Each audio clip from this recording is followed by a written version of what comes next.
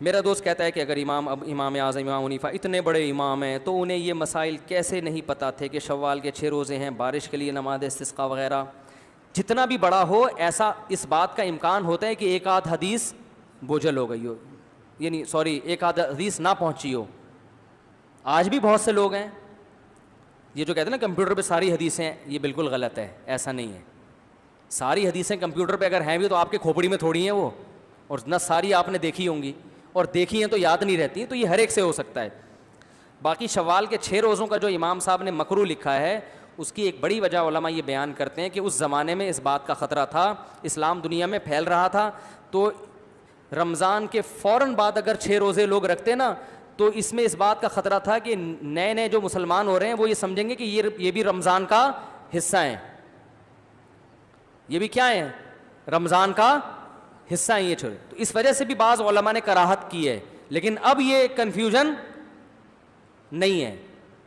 سمجھ میں آ رہی ہے بات؟ اسی وجہ سے علماء نے یہ بھی تطبیق دی ہے کہ امام حنیفہ کے نزدیک جو شوال کے 6 روزے مکروہ ہیں یہ وہ ہیں کہ جب عید کے بعد کنٹینیو 6 رکھے جائیں، کیونکہ اس میں یہ خطرہ ہوتا ہے کہ لوگ اس کو رمضان کا حصہ سمجھیں گے. اگر کوئی وقفے سے رکھتا ہے تو پھر مکروہ نہیں ہے. لیکن فتویٰ فقہ حنفی میں اسی پر ہے کہ نہ کنٹینیو رکھنا مکروہ ہے اور نہ، کیونکہ اب یہ احتمال بالکل ختم ہو گیا. اب ساری دنیا کو پتہ چلا ہے کہ عید کا چاند جس دن نظر آئے گا رمضان ختم، رمضان کے روزے بھی ختم. تو یہ شوال کے 6 روزوں کا رمضان سے کوئی تعلق نہیں ہے. اچھا بھائی جلدی سے، اگر مخلوط، یہ ایک اور سوال تھا، اگر امام ابو حنیفہ نے ایک فقہ ترتیب دی تھی تو پھر امام مالک، امام شافعی اور امام احمد بن حنبل نے دوبارہ اجتہاد کرنے کی ضرورت کیوں محسوس کی؟ ان کو بھی ہماری طرح امام ابو حنیفہ پر اعتماد کرنا چاہیے تھا. یہ بات یاد رکھو، ہم کسی ڈاکٹر کی ریسرچ پر اعتماد کرتے ہیں اس لیے کہ ہم اس پائے کے ڈاکٹر نہیں ہیں. لیکن ایک ڈاکٹر جس کی اپنی ریسرچ ہو، دوسرے میں بھی وہی صلاحیت ہو، وہ دوسرے کی تحقیق پر اعتماد نہیں کرے گا، وہ خود سے ریسرچ کرے گا. تو جو مجتہد ہوتا ہے اس کے لیے دوسرے مجتہد کی تقلید نہ صرف یہ کہ جائز نہیں بلکہ حرام ہوتی ہے، ناجائز ہوتی ہے، اس لیے کہ وہ خود اس پائے کا عالم ہے. تو تقلید عوام کو کہا جاتا ہے یا ہم جیسے علماء کو کہا جاتا ہے کہ مجتہد کی کریں. ایک مجتہد کو دوسرے مجتہد کی تقلید کا نہیں کہا جاتا. تو امام مالک، امام شافعی، امام احمد بن حنبل یہ خود بہت بڑے علامے تھے، تو یہ امام حنیفہ کی تقلید نہیں کریں گے. سمجھ میں نہیں آ رہی تو رہنے دو. اور یہ بھی کہا جاتا ہے نا کہ امام حنیفہ نے خود اپنی تقلید سے منع کیا ہے. تو یہ جو امام حنیفہ نے اپنی تقلید سے منع کیا ہے یہ آج کے لوگوں کو نہیں کیا، یہ اپنے جیسے علماء کو منع کیا ہے تقلید کرنے سے. سمجھ میں آ رہی ہے بات؟ اس کی سب سے بڑی دلیل یہ ہے کہ اگر امام حنیفہ نے ہر ایک کو منع کیا ہوتا تو پھر مسائل تحقیق کر کے لوگوں کے سامنے رکھے کیوں ہوتے؟ اس لیے تو رکھے کہ تم ان کو فالو کرو. اگر وہ ہر ایک کو یہ چاہتے کہ تم نے دلیل سے چلنا ہے تو وہ کہتے ہیں مجھے تحقیق کرنے کی کیا ضرورت ہے، جس نے تحقیق کرنی ہوگی قرآن و حدیث سے تحقیق کر کے عمل کر لے گا، میری تحقیق کو فالو کرنے کی ضرورت کیا؟ یہ تحقیقات کر کے لکھوائی اس لیے تو جا رہی تھی کہ عوام وہ کیا کرے گی، اس تحقیق کو فالو کرے گی. سمجھ میں آ رہی ہے بات؟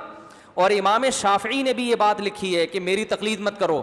علامہ نووی جو فقہ شافعی کے امام ہیں انہوں نے یہ صاف لکھا ہے کہ امام شافعی کی مراد وہ لوگ ہیں جو امام شافعی کے لیول کے آدمی ہوں. انہوں نے فرمایا کہ عام آدمی کے لیے خود سے تحقیق کرنا، جو پیچیدہ مسائل ہیں ان کی بات کر رہا ہوں، خود سے اس کی اجازت نہیں ہے، کیونکہ علامہ نووی کہتے ہیں اس میں اس کی صلاحیت نہیں ہے. وہ کہتے ہیں خود تحقیق کی صلاحیت جب ہوگی، آگے انہوں نے پوری ڈیٹیل لکھی ہے کہ خود تحقیق کا اہل جب ہے جب ان تمام علوم پر اس کو قدرت حاصل ہو. پھر وہ علوم انہوں نے بیان کیے ہیں. تو امام شافعی کی بات انہی کے شاگرد ہم سے زیادہ اچھا سمجھتے ہیں. سمجھ رہے ہیں؟ اور امام شافعی نے خود بھی لوگ کہتے ہیں امام حنیفہ کسی کی تقلید کیوں نہیں کرتے تھے.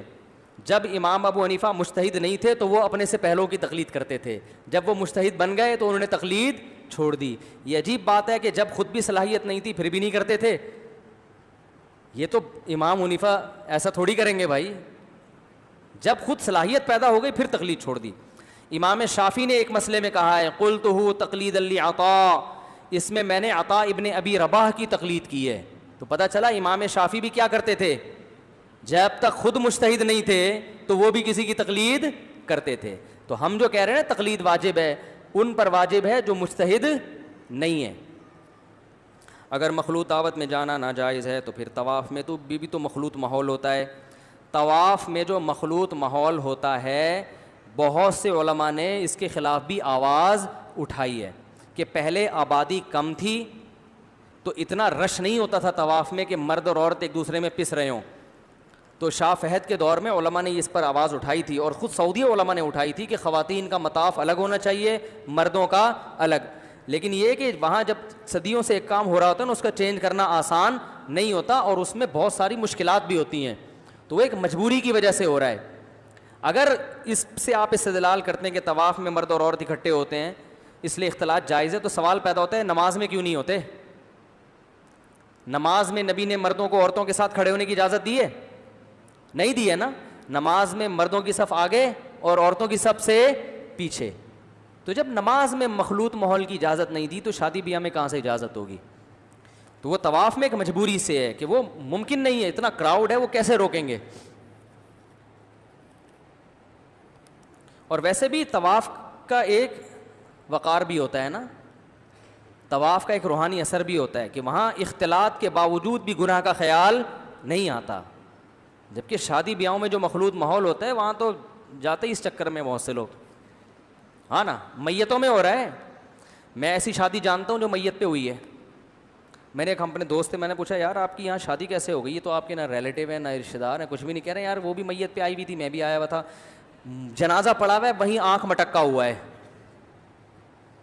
جنازے میں کیا ہوا ہے؟ آنکھ مٹکا. سمجھتے ہیں؟ سمجھتے تو ہوں گے، کیوں نہیں، اتنے بھی گھننا بننے کی ضرورت نہیں ہے.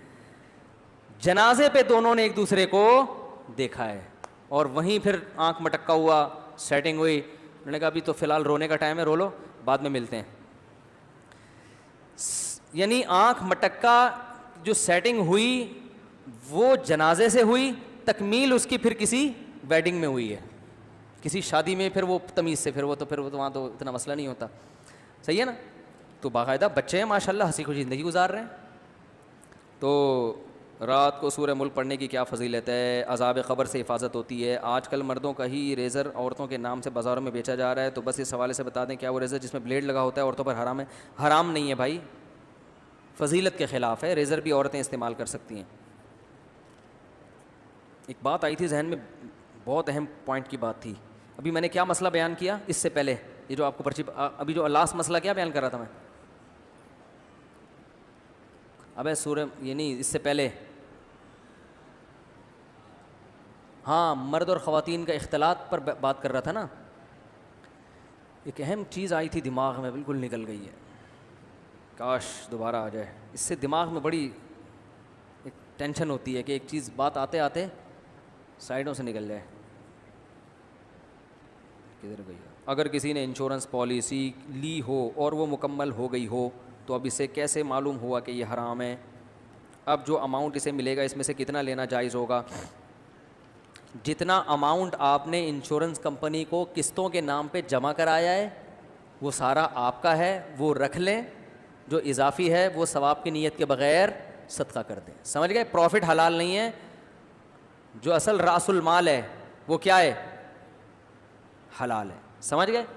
سبحانک اللہم و بحمدک، نشہد ان لا الہ الا انت، نستغفرک.